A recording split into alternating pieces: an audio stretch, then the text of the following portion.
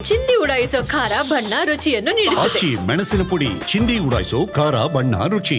ತಮಿಳುನಾಡು ವಿಧಾನಸಭೆ ಚುನಾವಣೆಗೆ ಭರ್ಜರಿಯಾಗಿ ತಯಾರಿ ಶುರುವಾಗಿದೆ. 1 ವರ್ಷ ಇರುವಾಗಲೇ ಅಭಿಯಾನ ಆರಂಭಿಸಿದ ಎಐಎಡಿಎಂಕೆ ಚುನಾವಣೆಗೆ ಮಾಜಿ ಸಿಎಂ ಎಡಪ್ಪಾಡಿ ಪಳನಿಸ್ವಾಮಿ ಪ್ರಚಾರಕ್ಕಿಳಿದಿದ್ದಾರೆ.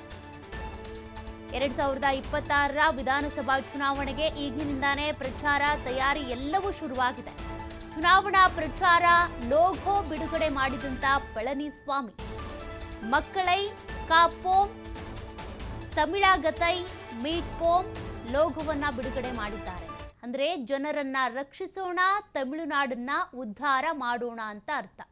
ಜುಲೈ 7ನೇ ತಾರೀಕು ಕೊಯಮತ್ತೂರಿನಿಂದ ಪ್ರಚಾರ ಕಾರ್ಯ ಆರಂಭ ಆಗುತ್ತೆ. ಮೊದಲ ಹಂತದಲ್ಲಿ 8 ಜಿಲ್ಲೆಗಳಲ್ಲಿ ಪ್ರಚಾರವನ್ನ ಮಾಡ್ತಾರೆ ಪಳನಿಸ್ವಾಮಿ. ತಮಿಳುನಾಡಿನಲ್ಲಿ ಅಧಿಕಾರ ಗಿಟ್ಟಿಸಿಕೊಳ್ಳೋದಕ್ಕೆ ಅಂತ ಪಳನಿಸ್ವಾಮಿ ಕಸರತ್ತು ಮಾಡ್ತಾ ಇದ್ದಾರೆ.